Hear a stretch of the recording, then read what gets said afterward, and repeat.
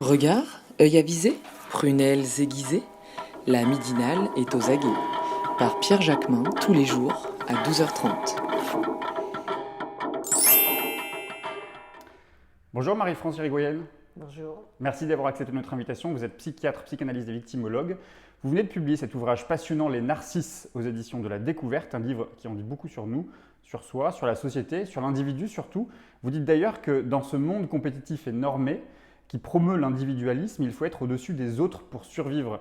Vous expliquez aussi dans le livre qu'il y a plusieurs degrés de narcissisme, mais est-ce que ça veut dire que pour survivre à ce monde, vous nous encouragez à assumer notre part de narcissisme? Oui, alors le livre, c'est justement le contraire. J'essaie d'expliquer que, effectivement, la société moderne, par les injonctions qui nous sont faites, nous amène à devenir plus narcissique.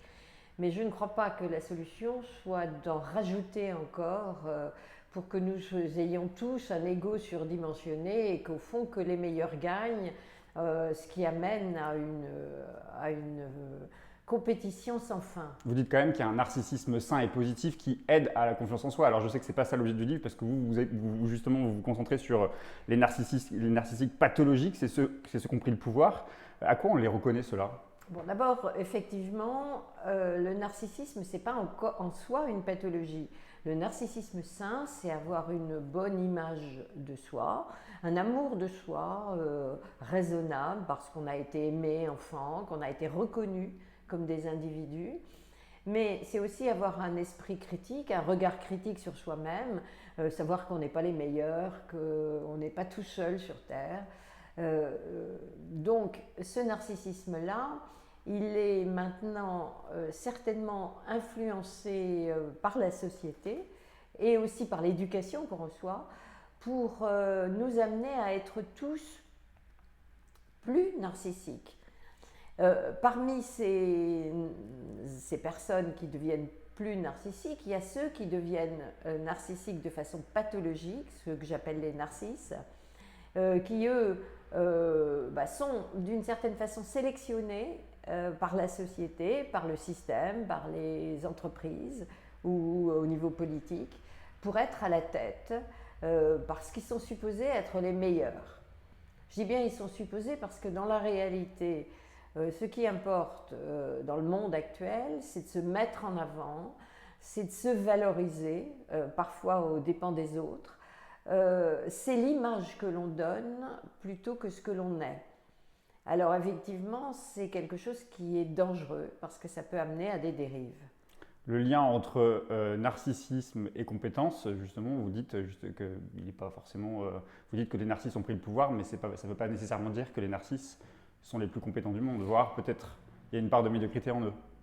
Alors les narcisses savent très bien jeter de la poudre aux yeux, ils savent briller pour séduire, pour attirer. Et comme ils savent bien se mettre en avant et qu'ils sont très bons dans le court terme, dans l'image immédiate, ils arrivent à se placer dans les meilleurs postes.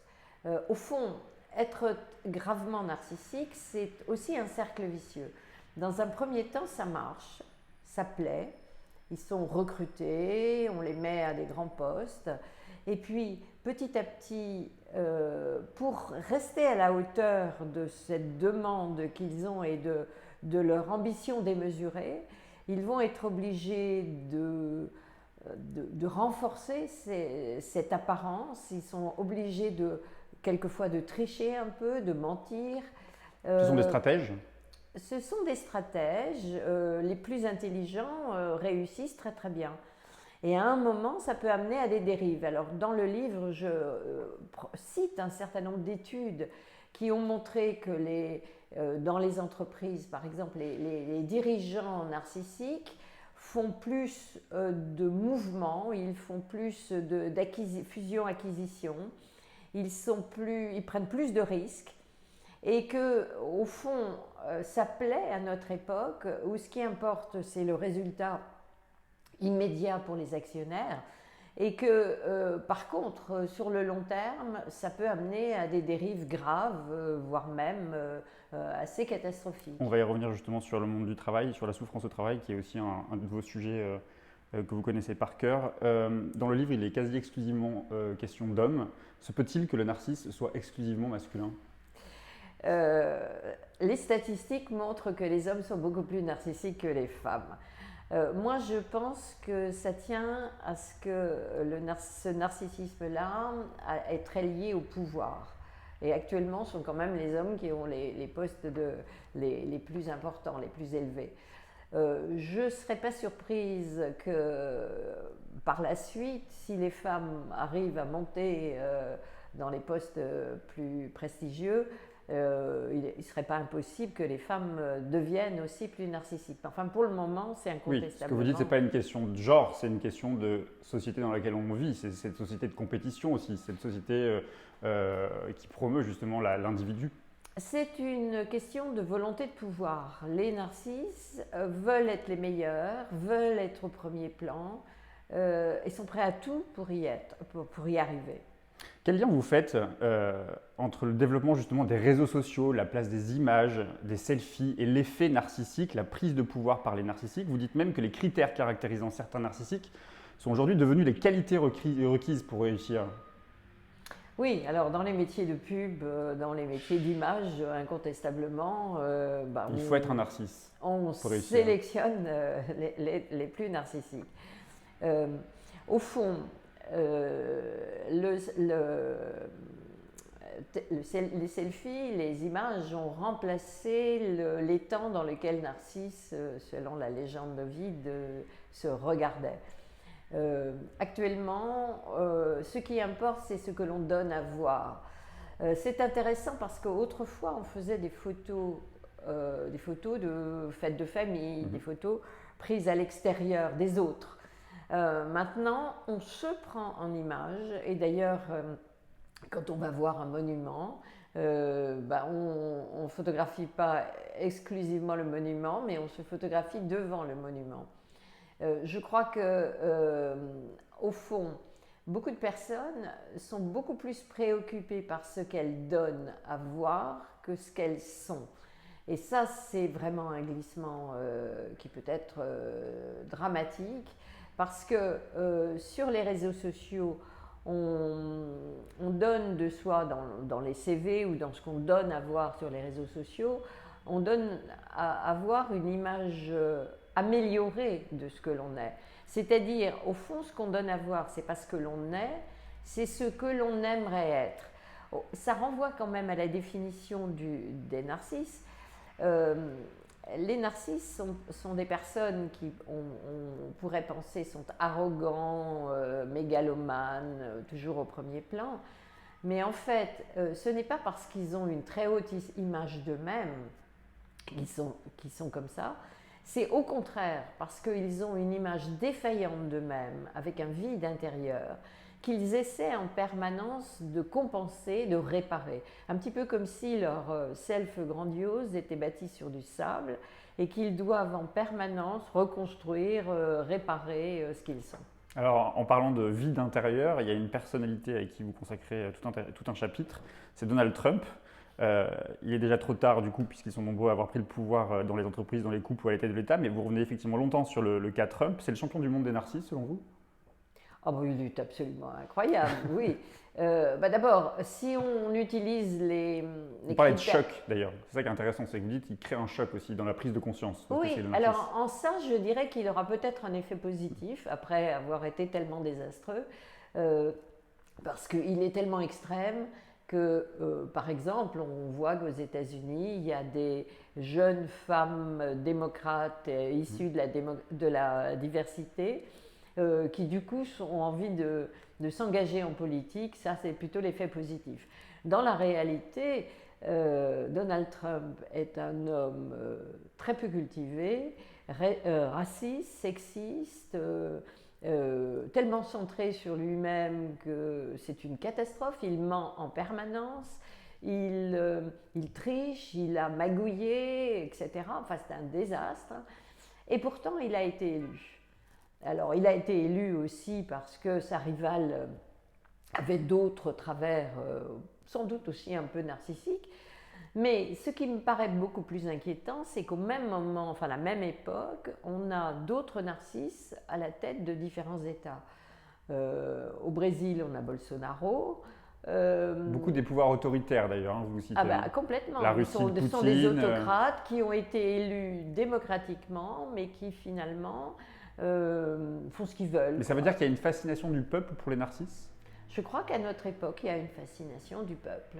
Alors, dans certains pays, ils n'ont pas vraiment le choix. Je pense à la Corée du Nord, la Chine. Quand même, on a Xi Jinping qui a réussi à s'accorder, s'auto-déclarer pour avoir tous les pouvoirs. Président à vie. On a Poutine qui est un autre. Alors, ils ont des profils différents. Poutine, moi, je le vois beaucoup plus comme un pervers narcissique parce que, contrairement à Donald Trump qui est un narcisse grandiose, Poutine est beaucoup plus stratège. Bon, bien sûr, il se met en avant, il exhibe ses muscles dans des positions tout à fait avantageuses, mais il est beaucoup plus stratège et il n'hésite pas à des coups bas pour se débarrasser de ses adversaires. Il y a une jouissance à gagner sur l'autre. Et donc, il est beaucoup plus séducteur, beaucoup plus fin et beaucoup plus intelligent sans doute que Donald Trump. Ce qui est intéressant dans le profil que vous présentez justement sur ces narcisses-là de pouvoir autoritaire, c'est qu'ils réussissent rarement sur le long terme, vous avez commencé à le dire tout à l'heure. Est-ce que vous savez justement ce que ce type de comportement peut avoir sur le vote? Vous le disiez, il y a une fascination, donc c'est un des périls que vous me pointez du doigt, c'est cette société qui monte du paraître, de la confiance en soi, du narcisse qui veut prendre le pouvoir partout. C'est la possibilité ouverte à des pouvoirs autoritaires partout? Je pense que notre monde actuel est très inquiétant. Parce que ce monde que je décris de narcisse, où les meilleurs sont au pouvoir, ça fragilise aussi les plus vulnérables. C'est-à-dire que dans ce monde, il y a tous ceux qui ne se sentent pas à la hauteur, qui sont fragilisés. Et c'est vrai qu'il y a un clivage qui s'accentue entre les riches qui deviennent de plus en plus riches, ceux qui ont du pouvoir, qui ont de plus en plus de pouvoir, et les autres qui se sentent laissés pour compte. Ça ne veut pas dire que ces autres ne sont pas narcissiques, mais ils sont dans une autre forme de narcissisme qui est un narcissisme vulnérable, où ils sont envieux des autres, tous ceux qui ont tout, alors qu'eux, ils ont le sentiment qu'ils n'ont rien, et ça peut amener à de la violence. Il y a un clivage qui fait que un narcisse considère toujours que ce n'est pas de sa faute. S'il y a une défaillance, c'est de la faute de l'autre. En gros, sur le plan psychique, un narcissique, c'est quelqu'un qui s'attribue tout ce qu'il y a de bien chez l'autre. C'est moi qui l'ai fait, c'est moi qui ai réussi ça. Et qui projette sur l'autre tout ce qu'il n'a pas envie de voir en soi. Et donc, l'autre est responsable de tout ce qui ne va pas. Alors, ça peut amener à de la violence, ça peut amener au rejet de l'autre, du refus de l'altérité. Et c'est en ça que je dirais que ce processus de narcissisation de la société, c'est en ça que ça me paraît inquiétant. Jusque dans le couple, d'ailleurs, c'est ça qui est intéressant parce que même sur la question, enfin sur le rapport entre les personnes vulnérables et justement cette question, la problématique que vous interrogez sur la question du court terme, sur le plan affectif, vous dites que les plus mégalomanes vous consultez non pas pour remettre en cause leur fonctionnement, mais pour interroger les conséquences de leur fonctionnement. Et vous citez par exemple leur difficulté à maintenir des relations à long terme. À quoi est-ce dû? C'est l'amour de soi avant tout ou la conquête permanente, ou les deux d'ailleurs peut-être? C'est les deux. Au fond, quand on est tellement centré sur soi, on n'est pas capable d'aimer l'autre pour ce qu'il est, c'est-à-dire pour aimer l'autre pour sa différence. On aime l'autre parce qu'il vient vous valoriser. Au fond, c'est encore l'image du miroir. On aime ce que l'autre vous renvoie de bonne image de vous. Et c'est en ça que les couples sont de plus en plus éphémères, il y a une difficulté à accepter les contraintes du couple. Parce que toute difficulté est attribuée à l'autre. C'est peut-être pas pour rien qu'il y a maintenant une vingtaine d'années, un peu plus de 20 ans, j'avais dénoncé le harcèlement moral, à la fois dans le travail, mais aussi dans le couple. On a vu monter, alors le harcèlement moral, le harcèlement sexuel, ça a toujours existé, mais ce qui est certain, c'est qu'il y en a de plus en plus. Et que cette montée-là, pour moi, est liée à cette facilitation par la société, où au fond on est libre, on est tellement libre qu'on peut tout se permettre. Et quelquefois, ça amène à des dérives. Un petit retour un retour en France. Vous revenez sur François Hollande, ce narcisse vulnérable. Vous décrivez le narcissisme ostensible de Nicolas Sarkozy, le narcisse flamboyant à tendance paranoïaque de Jean-Luc Mélenchon. Et puis vous vous penchez sur le cas d'Emmanuel Macron, évidemment. C'est le narcisse jupétérien. Oui, alors… Vous semblez plus hésitante, d'ailleurs, pour qualifier… Quand j'ai fini d'écrire le livre, je ne savais pas ce qu'il allait faire. Et je m'étais dit qu'il allait peut-être comprendre que toutes ces petites phrases méprisantes, que ce qui paraît pour de l'arrogance, il allait en prendre conscience ou on allait l'avertir de ce qui était. Je prends l'exemple de Benalla. Benalla est un narcisse incroyable qui a réussi par son culot à se mettre là où il n'aurait jamais dû être.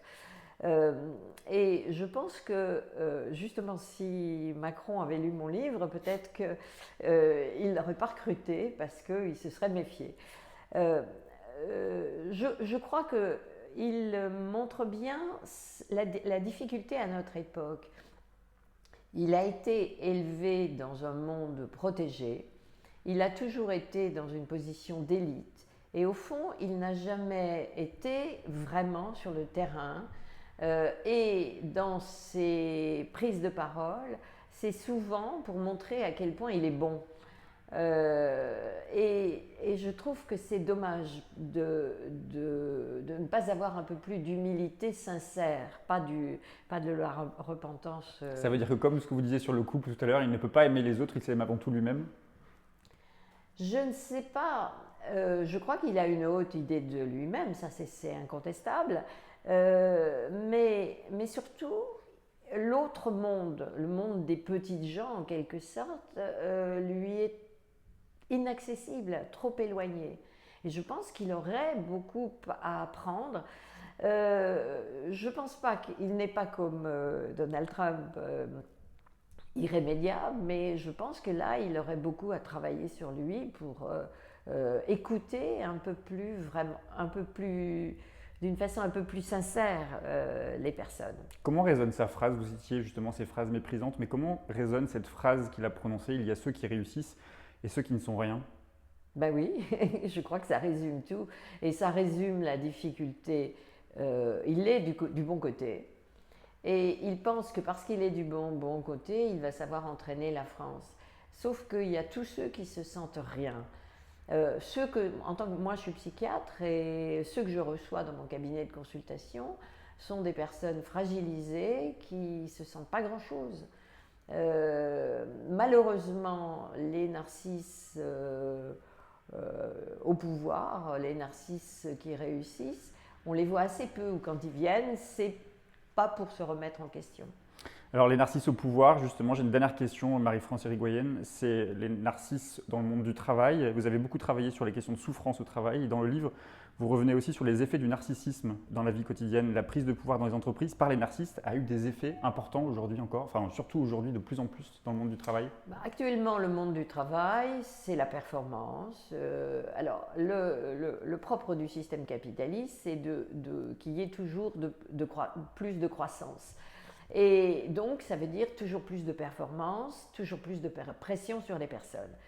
Il y a actuellement un double mouvement, un mouvement qui consiste, on a pris conscience que la qualité de vie au travail pouvait amener moins de souffrance. La QVT, alors on met des programmes pour ça. Mais on met des programmes pour réparer ce que de l'autre côté on abîme.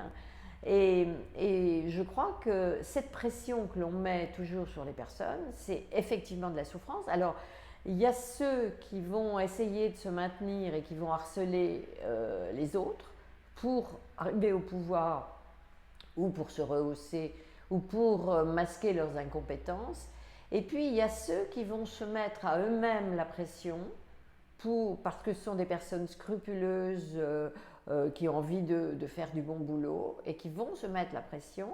Et ces gens-là, on va leur demander toujours plus et ils vont en faire toujours plus jusqu'au moment où ils vont craquer dans un burn-out.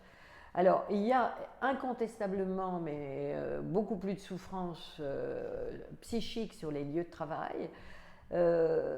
Et je ne vois pas comment ça peut s'arrêter, ça. Alors, il y a actuellement un mouvement qui va dans l'autre sens. Je vois des jeunes qui n'ont pas envie d'aller dans des grands groupes où on leur met la pression, ou des groupes qui ont des pratiques qui ne sont pas vraiment éthiques. Je vois des jeunes qui ont envie de travailler moins, mais bien, avec un travail qui a du sens. Il y a un mouvement qui se dessine, malheureusement… Trop marginal encore. Très marginal et uniquement de personnes qui ont été suffisamment éduquées et qui ont un bon esprit critique. Ça veut dire qu'ils ont réussi à se dégager de ce monde beaucoup trop narcissique. Comment on sort justement de cette escalade qui nous pousse vers cette société de plus en plus narcissique? Vous êtes plutôt optimiste dans le livre puisque vous dites « apprenons à les repérer afin de les stopper dans leur ascension ».